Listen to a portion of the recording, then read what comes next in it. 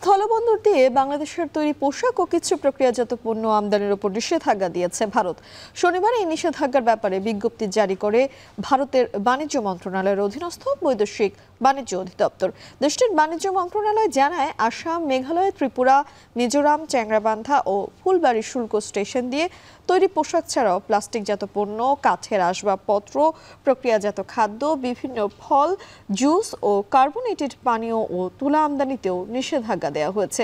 তবে ভারতের মধ্য দিয়ে নেপাল ও ভুটানের উদ্দেশ্য পরিবহন করা বাংলাদেশি পণ্যের ক্ষেত্রে এই নিষেধাজ্ঞা প্রযোজ্য হবে না। বিজ্ঞপ্তিতে বলা হয়েছে, বাংলাদেশের তৈরি পোশাকের ক্ষেত্রে কোনো স্থলবন্দর অনুমোদিত হবে না, তবে কেবল নবসেবা ও কলকাতা সমুদ্র বন্দর দিয়ে আমদানি চালু থাকবে।